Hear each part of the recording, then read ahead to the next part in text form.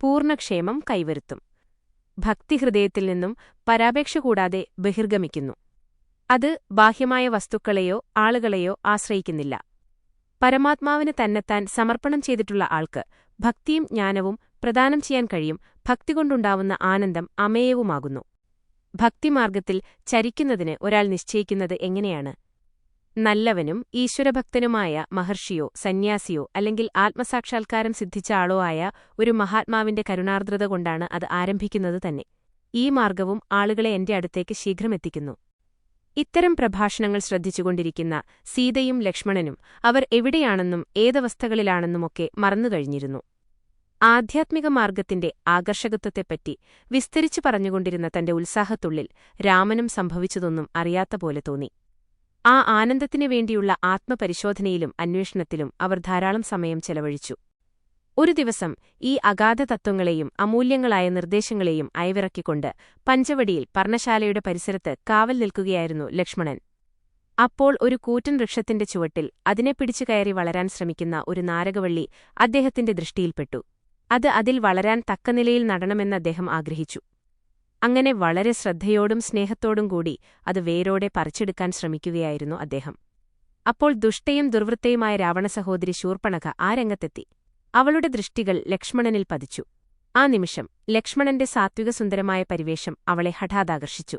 ആ ദർശനത്തിൽ അവൾ സ്തംഭതയായിപ്പോയി. അവൾ ഉടൻ അതിസുന്ദരിയായ ഒരു യുവതിയുടെ വേഷം സ്വീകരിച്ച് ലക്ഷ്മണനെ സമീപിച്ചു. പക്ഷെ മധുരഭാവങ്ങളെ പ്രകടിപ്പിച്ചുകൊണ്ട് ലക്ഷ്മണനെ ലക്ഷ്യമാക്കി നീങ്ങിയ അവളെ ലക്ഷ്മണൻ ശ്രദ്ധിച്ചേയുമില്ല. ഈ അവഗണന ശൂർപ്പണഖയ്ക്ക് പൊറുക്കാൻ കഴിഞ്ഞില്ല. അവൾ ലക്ഷ്മണന്റെ വളരെ അടുത്തു ചെന്നു ദയനീയമായ സ്വരത്തിൽ അപേക്ഷിച്ചു, പ്രഭോ, അങ്ങ് എന്തിനാ എന്നെ നിരാശാഗർത്തത്തിലേക്ക് തള്ളിവിടുന്നത്? എന്റെ അസഹ്യമായ താപം തണുപ്പിക്കൂ. അങ്ങയുടെ പ്രേമാനന്ദസുഖം ചൊരിയുന്ന ദൃഷ്ടി എന്നിൽ പതിപ്പിക്കൂ. ഈ അപേക്ഷയ്ക്കും ലക്ഷ്മണനിൽ നിന്നും യാതൊരു പ്രതികരണവുമുണ്ടായില്ല. അദ്ദേഹം അവളുടെ വാക്കുകൾ കേട്ടിരുന്നു. പക്ഷേ അവളുടെ ധാർഷ്ട്യമോർത്ത് ഉള്ളിൽ മന്ദസ്മിതം തൂകുകയാണുണ്ടായത്. ആ തണലിൽ നിന്നും നാരകച്ചെടി കേടൊന്നും പറ്റാതെ പറിച്ചെടുക്കാനുള്ള പരിശ്രമം ലക്ഷ്മണൻ തുടർന്നുകൊണ്ടേയിരുന്നു. ശൂർപ്പണഖയ്ക്ക് ആ യുവാവിനെ തന്നിലേക്ക് കൂടുതൽ ആകർഷിക്കുവാൻ അവൾ തയ്യാറായി. പക്ഷേ ലക്ഷ്മണൻ പിന്നോട്ടുമാറി. അദ്ദേഹം പറഞ്ഞു, അമ്മേ, ഞാൻ ശ്രീരാമന്റെ അടിമയാണ്, സ്വതന്ത്രനല്ല. ഞാൻ എന്തു ചെയ്യുന്നതും അത്ര നിസ്സാരമായിരുന്നാലും രാമാജ്ഞ അനുസരിച്ചു മാത്രമാണ്. അവൾക്ക് നൽകുവാനുള്ള ഉപദേശത്തിന്റെ നാന്ദിയായിട്ടാണ് ഇത് ഭവിച്ചത്. അദ്ദേഹത്തിന്റെ സംസാരം കേട്ട് ആരോടാണ് കുമാരൻ സംസാരിക്കുന്നതെന്നറിയാനുള്ള ജിജ്ഞാസയോടെ ശ്രീരാമനും സീതയും പർണശാലയിൽ നിന്നും തോട്ടത്തിലേക്ക് ചെന്നു. രാമൻ ശൂർപ്പണഖയെ കണ്ടു. യുവതിയായി വേഷം മാറി വന്നവളാണവളെന്ന് മനസ്സിലായി. ഏത് ആഗന്തുക സംഭവത്തിനും സന്നദ്ധനായി നിലകൊണ്ടു. ഇതിനിടയിൽ ശൂർപ്പണഖ അസഭ്യമായ ഭാഷയിൽ ലക്ഷ്മണനെ ശകാരിച്ചുകൊണ്ടേയിരുന്നു. ഭീരു, അധമൻ എന്നെല്ലാമുള്ള പദങ്ങൾ അദ്ദേഹത്തിന്റെ നേരെ പ്രയോഗിച്ചു. ലക്ഷ്മണന്റെ മൗനത്തെ നിന്ദിച്ചുകൊണ്ട് അവൾ ഉച്ചത്തിൽ ചിരിച്ചു. അവൾ രാമനെ കണ്ടിരുന്നില്ല. അവളുടെ ശ്രദ്ധയും കോപവും മുഴുവൻ ലക്ഷ്മണന്റെ നേരെ തന്നെയായിരുന്നു. അവൾ അപേക്ഷിച്ചു, ഹേ മോഹനസ്വരൂപ, എന്നെ പരിണയിക്കൂ, സുഖിക്കൂ. വളരെ ആത്മാർത്ഥമായി അങ്ങയെ ആനന്ദിപ്പിക്കുകയും ശുശ്രൂഷിക്കുകയും ചെയ്യാൻ എനിക്ക് കഴിയും. ലക്ഷ്മണൻ അവളെ തടഞ്ഞുകൊണ്ട് വീണ്ടും പറഞ്ഞു, സുന്ദരി, ഞാനൊരടിമയാണ്. ഞാൻ നിന്നെ പരിണയിച്ചാൽ നീയും അടിമയാകേണ്ടിവരും. പിന്നെയും തമാശയിൽ തുടർന്നു, അതാ എന്റെ സ്വാമി ശ്രീരാമൻ. നീ അദ്ദേഹത്തെ വരികയാണെങ്കിൽ ഞാൻ നിന്റെ അടിമയാവും. ശൂർപ്പണഖ അത് വിശ്വസിച്ചു. അതൊരു നല്ല സൂത്രമാണെന്ന് കണ്ട് ലക്ഷ്മണൻ ചൂണ്ടിക്കാണിച്ച കുടിലിലേക്ക് അവൾ നടന്നു. അവിടെ വാതിലിനടുത്ത് മന്ദഹസിച്ചുകൊണ്ട് നിൽക്കുന്ന അതിസുന്ദരിയായ ഒരു യുവതിയെയും അടുത്ത് പുരുഷസൗന്ദര്യത്തിന്റെ മൂർത്തിമത്തെയും കണ്ടു. ശൂർപ്പണഖ വൈകാരിക പ്രേമത്തിന്റെ ആഘാതമേറ്റു പുളഞ്ഞു. അവൾ രാമന്റെ അടുക്കിലേക്ക് ഓടിച്ചെന്ന് തന്റെ വൈവശ്യം വിലാപരൂപത്തിൽ പ്രകടിപ്പിച്ച് അപേക്ഷിച്ചു, പ്രേമേശ്വര, സൗന്ദര്യേശ്വര, എന്നെ അങ്ങേയത്തായി സ്വീകരിക്കാലും. രാമൻ അവളെ ധർമ്മോപദേശത്തിന് വിഷയമാക്കാനും തന്റെ മുമ്പാകെയുള്ള അവളുടെ അപഹാസ്യസ്ഥിതിയിൽ നിന്നും അല്പം തമാശ ആസ്വദിക്കുവാനും തീരുമാനിച്ചു. രാമൻ ഒരു ചിരിയോടെ പറഞ്ഞു, ഹേ സുന്ദരീ, എനിക്ക് നിന്നെ പരിഗ്രഹിക്കാൻ നിവൃത്തിയില്ല. ഞാൻ ഏകപത്നീവ്രതക്കാരനാണ്. എന്റെ സഹധർമ്മിണി എന്നോടൊപ്പം ഇവിടെയുണ്ട്. അതാ എന്റെ സഹോദരൻ ലക്ഷ്മണൻ വിവാഹിതനാണ്. പക്ഷേ ഭാര്യ ഇവിടെയില്ല. അതുകൊണ്ട് അവനെ പരിണയിച്ച് സംതൃപ്തി നേടൂ. നിങ്ങൾക്കവൻ അനുരൂപനാണ്. അവന്റെ അടുക്കൽ ചെല്ല്. ഇതു കേട്ടപ്പോൾ ശൂർപ്പണഖ ലക്ഷ്മണ സമീപം ചെന്ന് വീണ്ടും അഭ്യർത്ഥന നടത്തി. അവൾ പറഞ്ഞു, അങ്ങയുടെ ജ്യേഷ്ഠൻ വിവാഹത്തിന് സമ്മതിച്ചിരിക്കുന്നു. അതുകൊണ്ടൊട്ടും താമസിക്കേണ്ട എന്നെ പരിഗ്രഹിക്കൂ. അവളുടെ സമീപനം ഇപ്പോൾ വളരെ വിനീതവും സൗമ്യവുമായിരുന്നു. ലക്ഷ്മണൻ അവളുടെ അർത്ഥശൂന്യത മനസ്സിലാക്കി ആ തമാശയ്ക്ക് കുറേക്കൂടി ആക്കം കൂട്ടാൻ തീരുമാനിച്ചു. അദ്ദേഹം അവളെ രാമന്റെ അടുക്കലേക്ക് വീണ്ടും അയച്ചു. പക്ഷേ രാമൻ അവളെ ലക്ഷ്മണന്റെ സമീപത്തേക്ക് തിരിച്ചയക്കുകയാണ് ചെയ്തത്. ഇത് പലവൃത്തം നടന്നു. ഒടുവിൽ ശൂർപ്പണഖ ഉഗ്രനൈരാശ്യത്തിൽപ്പെട്ട് കാമാന്ധയായി അവളുടെ രാക്ഷസീയ പ്രകൃതിയിലേക്ക് മാറി. തന്റെ കാമാഭിലാഷം നിറവേറ്റുന്നതിന് ഏക പ്രതിബന്ധം സീതയാണെന്ന് അവളുടെ വികലബുദ്ധിയിൽ അവൾക്കു തോന്നി. കാരണം സീത അടുത്തുള്ളതുകൊണ്ടാണ് രാമൻ അവളെ പരിണയിക്കാത്തത്. സീതയെ മാറ്റി നിർത്തിയാൽ രാമൻ തീർച്ചയായും അവളുടെ അപേക്ഷകൾക്ക് വഴങ്ങും. സീതയെ വിഴുങ്ങാൻ അവൾ തീരുമാനിച്ചു. അതിനായി അവൾ തികച്ചും ഒരു രാക്ഷസിയായി മാറി. ഇതു കണ്ടപ്പോൾ ലക്ഷ്മണൻ ആജ്ഞയ്ക്കുവേണ്ടി രാമന്റെ മുഖത്തേക്ക് നോക്കി. ശൂർപ്പണഖ വളരെ പൊയ്ക്കഴിഞ്ഞുവെന്നും ഇനി അവളെ തടയേണ്ടതാണെന്നും അവിടുന്ന് മനസ്സിലാക്കി. സൂചികൊണ്ടെടുക്കാവുന്നത് തൂമ്പകൊണ്ടെടുക്കേണ്ടതില്ലല്ലോ.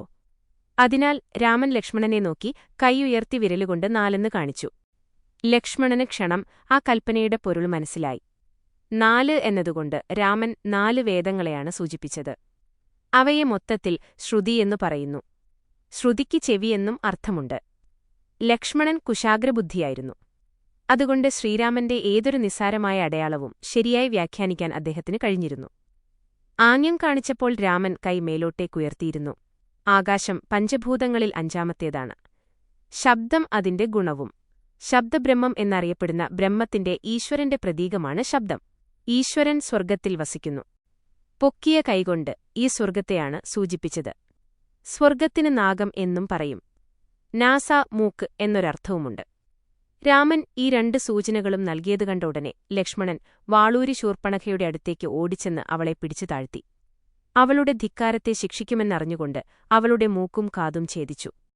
ശൂർപ്പണഖ അരണ്യമാകെ കുലുങ്ങിവിറയ്ക്കുമാർ അലമുറയിട്ടു. അവൾ രാക്ഷസിയെന്ന തന്റെ തനിരൂപം കൈക്കൊണ്ടലറി. ഇത് നീതിയോ? നിങ്ങളെ സമീപിച്ച ഒരു സ്ത്രീയെ എങ്ങനെ ഇത്തരത്തിൽ ക്രൂരമായ വിധം വിരൂപയാക്കാൻ നിങ്ങൾക്ക് കഴിയും? ഈ ക്രൂരകർമ്മത്തിനു പകരം വീട്ടാനായി ഞാനെന്റെ സഹോദരനായ രാവണനെ ഇവിടെ കൊണ്ടുവരും. ഇങ്ങനെ പറഞ്ഞുകൊണ്ട് അവൾ വാനാന്തരഭാഗത്തേക്ക് ക്ഷണത്തിൽ മറഞ്ഞു. ദണ്ഡകാരണ്യത്തിലെ രാക്ഷസപ്രമുഖരായ ഖരൻ, ദൂഷണൻ എന്നിവരുടെ അടുത്തേക്കാണ് ശൂർപ്പണഖ നേരെ പോയത്. അവരുടെ മുമ്പാകെ അവൾ വിലപിച്ചു. നിങ്ങളുടെ സഹോദരിയോട് കാണിച്ചിട്ടുള്ള ഇത്തരം അവമതിയും ദ്രോഹവും നിങ്ങൾക്കെങ്ങനെ സഹിക്കാൻ കഴിയും? നിങ്ങളിവിടെ ഒരുക്കിവെച്ചിട്ടുള്ള ബലവും പരാക്രമവുമൊക്കെ എന്താവശ്യത്തിനു വേണ്ടിയാണ്? അതൊക്കെ ചുട്ടുവെണ്ണീറാക്കുകയല്ലേ ഭേദം? നിങ്ങൾ പുരുഷന്മാരാണോ? നിങ്ങൾക്ക് സ്വയം അങ്ങനെ വിളിക്കാൻ കഴിയുമോ? നിങ്ങളുടെ വീരത്വത്തെ സംബന്ധിച്ച് വമ്പുപറച്ചിൽ ഇനി വേണ്ട. ലജ്ജാവഹം. അവൾക്കെന്താണ് സംഭവിച്ചതെന്നും ഇത്രയും ദയനീയമായ വിധം അവളെ വിരൂപയാക്കി വിട്ടതാരാണെന്നും അവർക്ക് മനസ്സിലാക്കാൻ കഴിഞ്ഞില്ല. അവർ ചോദിച്ചു, സഹോദരി, പറയൂ, ഞങ്ങളുടെ സർവ്വശക്തികളും ഉപയോഗിച്ച് ഇതിനു പകരം വീട്ടാം. ഇത് കേട്ട ശൂർപ്പണഖ ആ സംഭവം പറയാൻ തുടങ്ങി. രാമലക്ഷ്മണന്മാരുടെ അസാമാന്യമായ സൗന്ദര്യത്തെ സംബന്ധിച്ചും ആകർഷകത്തെ സംബന്ധിച്ചും ഉള്ള വലിയ വർണ്ണനയോടുകൂടിയാണ് അതാരംഭിച്ചത്. ഇത് കേട്ടപ്പോൾ ആ സഹോദരന്മാർ പൊട്ടിത്തെറിച്ചു. അനാവശ്യമായ ആമുഖം കൊണ്ട് എന്തിനീ വെറുതെ സമയം കളയുന്നു? പറയൂ, ആരാണ് നിന്നെ ദ്രോഹിച്ചത്? നിന്റെ മുഖം വികൃതമാക്കിയതാര്?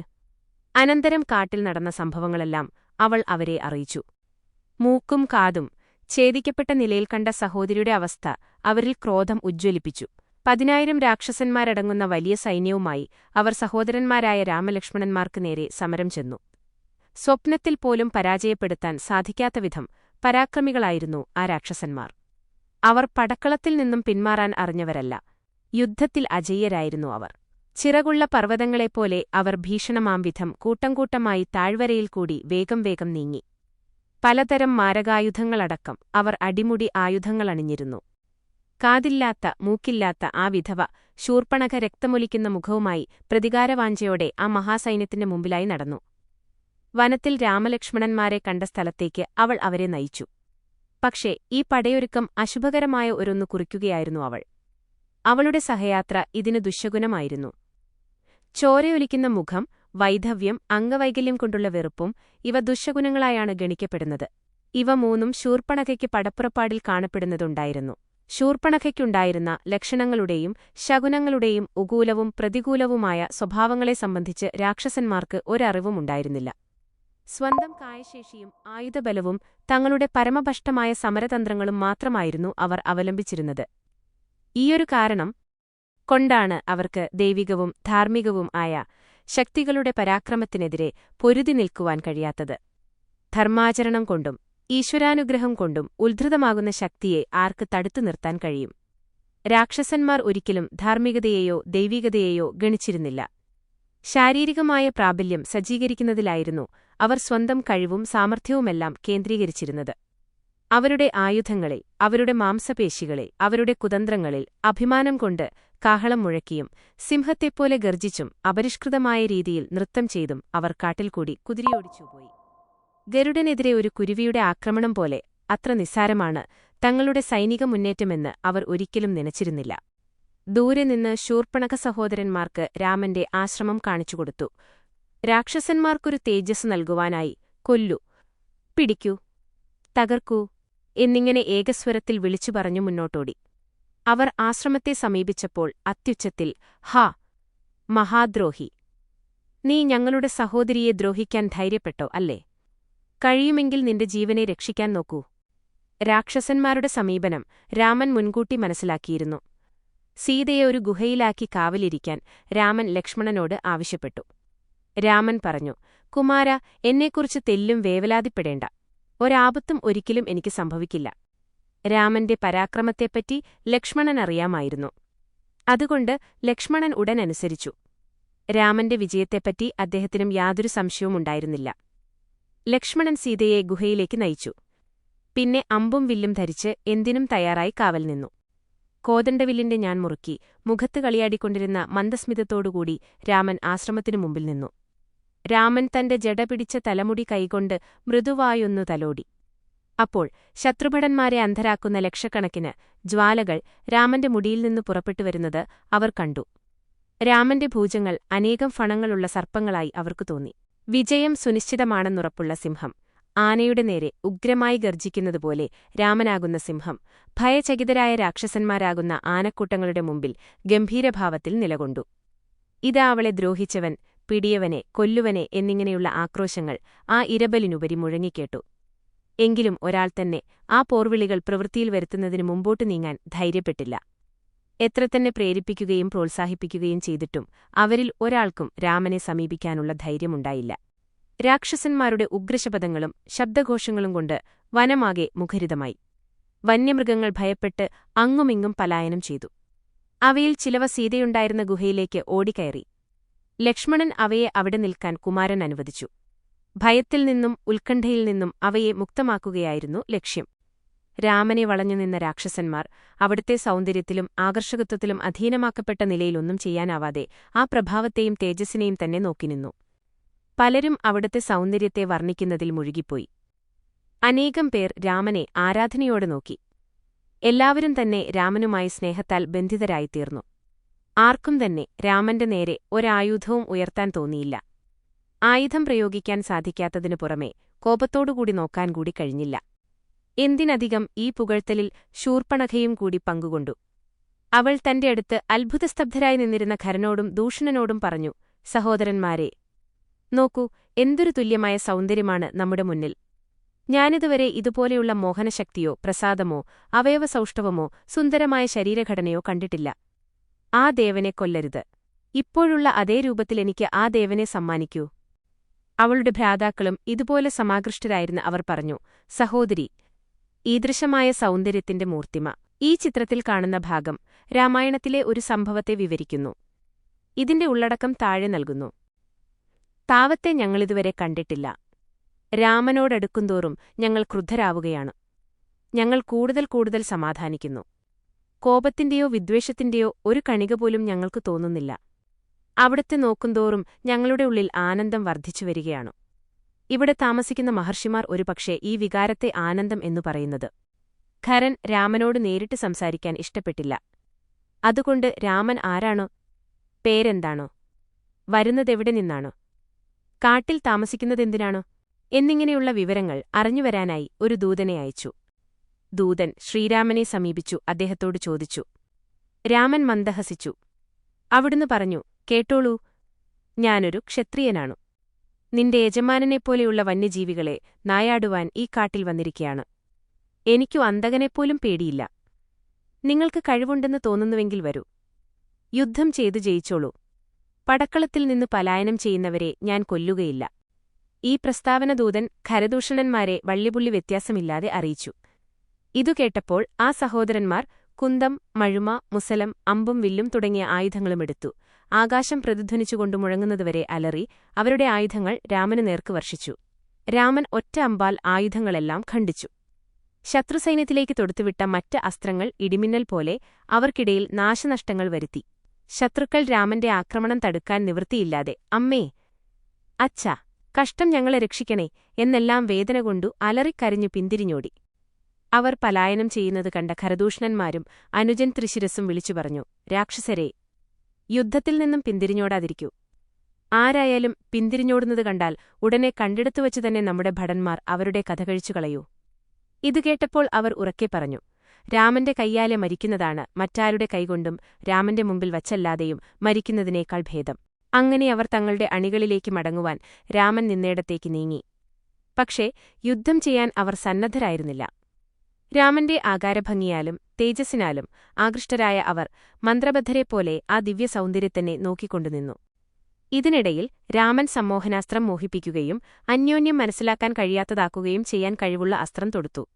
അതിൻഫലമായി ഓരോ ഭടനും തന്റെ അടുത്തുള്ള ഭടൻ താൻ നശിപ്പിക്കേണ്ടവനാണെന്ന് കണ്ടു. വരദൂഷന്മാരാൽ അവർ പ്രേരിപ്പിച്ചത് രാമനെ കൊല്ലാനായിരുന്നു. അതുകൊണ്ട് ഓരോ ഭടനും അടുത്ത ഭടനെ രാമനായി കണ്ടു. രാമനിതാ, ഇതാ രാമൻ എന്നാർത്തു വിളിച്ചുകൊണ്ട് അവർ ആക്രമിച്ചു. അങ്ങനെ അവർ പരസ്പരം ആഹ്ലാദപൂർവ്വം കൊന്നൊടുക്കി. അവിടം മുഴുവൻ രാക്ഷസഭടന്മാരുടെ മുറിഞ്ഞുവീണ ശരീരാവയവങ്ങൾ കൊണ്ട് നിറഞ്ഞു. കാട്ടിലൂടെ രക്തപ്പുഴയൊഴുകി. കഴുകന്മാരും കാക്കകളും ശവത്തിനു വയർനിറയ്ക്കാനുള്ള ഔത്സുക്യത്തോടെ സംഖ്യാതീതമായി എത്തി ശവശരീരങ്ങളെ പൊതിഞ്ഞു. ആ ദിവസം ആ പടക്കളത്തിൽ 14,000 രാക്ഷസന്മാർ ഒരാളെ എതിർത്തു. രാക്ഷസന്മാർ ഓരോരുത്തരും രാമ, രാമ എന്ന് ചരിച്ചുകൊണ്ട് മരിച്ചുവീണു. ഖരനും ദൂഷണനും അവരുടെ സഹസൈനികരോടൊപ്പം മൃതശയ്യയണഞ്ഞു. ഈ ഭീഷണരംഗം കണ്ടുനിന്ന തപസ്വികളും സന്യാസിമാരും രാമന്റെ അതുല്യമായ പരാക്രമത്തെ സംബന്ധിച്ച് ബോധവാന്മാരായി. ഈ മഹാപരാക്രമനായ വീരന്റെ കയ്യാലെ തന്നെ രാവണന്റെ അന്ത്യവും തീർച്ചയായും അടുത്തതെന്നുണ്ടാകുമെന്ന് അവർക്കുറപ്പായി. രാക്ഷസന്മാരെ കൂട്ടത്തോടെ കൊന്നൊടുക്കി മാനവസമൂഹത്തിന്റെ സമാധാനവും ക്ഷേമവും പുനഃസ്ഥാപിക്കാൻ വേണ്ടി സർവശക്തനായ ഈശ്വരൻ രാമനായി അവതരിച്ചിരിക്കുകയാണെന്ന അവരുടെ വിശ്വാസം ദൃഢമായി. ഭയാനകമായ യുദ്ധം അവസാനിച്ചതുകൂടി സീതയും ലക്ഷ്മണനും രാമസമീപമെത്തി നമസ്കരിച്ചു. രാമൻ ലക്ഷ്മണനെ മെല്ലെ പിടിച്ച് എഴുന്നേൽപ്പിച്ചു. അരമണിക്കൂറിനുള്ളിൽ നടന്നിട്ടുള്ള യുദ്ധത്തിൽ 14,000 രാക്ഷസഭടന്മാരുടെയും അവരുടെ യജമാനന്മാരുടെയും വിധി വിശദീകരിച്ചുകൊടുത്തു. വ്യക്തമായ സന്തുഷ്ടിയോടുകൂടിയാണ് രാമൻ ആ സംഭവം വിവരിച്ചത്. ഇടയ്ക്കിടെയുള്ള ഉൾച്ചിരിയും മന്ദഹാസവും കൊണ്ട് മധുരമായിരുന്നു ആ വിവരണം മുഴുവൻ. ഇതിനിടയിൽ സീതയുടെ ദൃഷ്ടി രാമന്റെ ശരീരം മുഴുവൻ ശ്രദ്ധിക്കുകയായിരുന്നു. വല്ല പരിക്കോ പോറലോ പറ്റിയിട്ടുണ്ടോ എന്നറിയാൻ. പിറ്റേ ദിവസം തപസ്വികളും സന്യാസിമാരും ശിഷ്യന്മാരോടൊപ്പം പഞ്ചവടിയിൽ രാമന്റെ ആശ്രമം സന്ദർശിച്ചു. ഒറ്റയ്ക്കൊരു വലിയ രാക്ഷസ സൈന്യത്തെ അയോധ്യയിലെ ഈ രാജകുമാരൻ വകവരുത്തിയ കഥ കേട്ടറിഞ്ഞായിരുന്നവർ വന്നെത്തിയത്. രാമന്റെ ധീരതയെയും അസ്ത്രപ്രയോഗ സാമർഥ്യത്തെയും അവർ പുകഴ്ത്തി. ഭാവികാര്യങ്ങൾ കണ്ടറിയുവാൻ ശക്തിയുണ്ടായിരുന്ന അവരിൽ ചിലർ രാമനെ സമീപിച്ചു സവിനയമറിയിച്ചു. ഇനിയുള്ള ദിവസങ്ങളിൽ അവിടുന്ന് വളരെ കരുതലോടെയിരിക്കണം. നീതിയും സത്യവും നിർദ്ദേശിക്കുന്ന എല്ലാ പരിമിതികളോടും ചട്ടങ്ങളോടും എതിർപ്പുള്ളവരാണ് രാക്ഷസന്മാർ. അവരുടെ ദൈനംദിന പ്രവർത്തനനെ അന്യർക്കവർ ആരായാലും ദ്രോഹം ചെയ്യുകയെന്നതാണ്. സ്വന്തം സ്വാർത്ഥപരമായ ആഗ്രഹങ്ങൾ സഫലീകരിക്കുകയാനാണ് അവരുടെ ഏറ്റവും ഉന്നതമായ ലക്ഷ്യം. അവ എങ്ങനെയാണ് നിറവേറ്റുക, അവയുടെ മാർഗ്ഗങ്ങൾ എന്തൊക്കെയാണ് എന്നൊന്നും അവർ നോക്കാറില്ല. അവരുടെ ജ്യേഷ്ഠഭ്രാതാവായി രാവണൻ എന്നൊരാളുണ്ട്. അദ്ദേഹം അതിശക്തിയുള്ള ആളാണ്. ലക്ഷക്കണക്കിന് ഭടന്മാരുള്ള സൈന്യവുമുണ്ട് അദ്ദേഹത്തിന്. ഈ ലഹളക്കാരി തീർച്ചയായും അദ്ദേഹത്തിന്റെ അടുപ്പോയി തന്റെ വിധിയെപ്പറ്റി കരഞ്ഞു പറയും. അവളുടെ കാര്യമേറ്റെടുത്ത് അവളെ വിരൂപയാക്കി വിട്ടവരുടെ നേരെ പകരം വീട്ടുന്നതിൽ നിന്നും അവൻ ഒരിക്കലും വിട്ടുമാറുകയില്ല. അങ്ങനെ അവർ രാമലക്ഷ്മണന്മാർക്ക് തങ്ങൾക്കറിവുള്ള സംഗതികൾ പറഞ്ഞുകൊടുത്ത് മുന്നറിയിപ്പ് നൽകി. രാമൻ മന്ദസ്മിതം കളിയാടുന്ന മുഖവുമായി ഇതെല്ലാം ശ്രദ്ധിച്ചുകൊണ്ടിരുന്നു.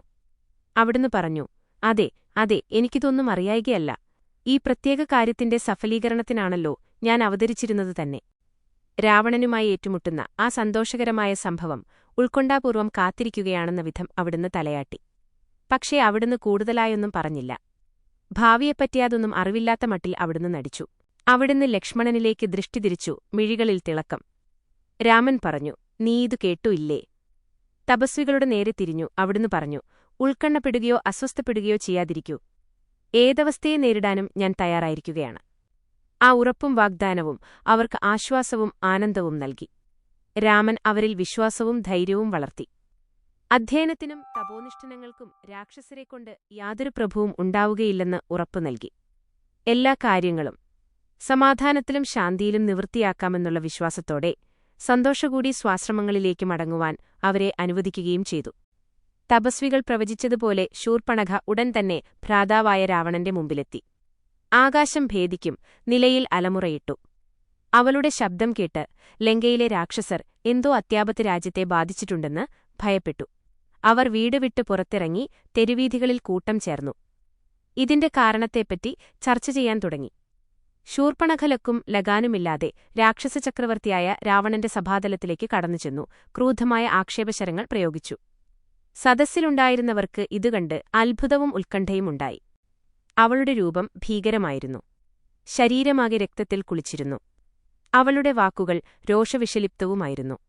ആരെ അവളെ കഠിനമായി ദ്രോഹിച്ചിട്ടുണ്ടെന്ന് രാവണന് മനസ്സിലായി. അവളുടെ ദുസ്ഥിതി കണ്ട് രാവണൻ ഞെട്ടിപ്പോയി.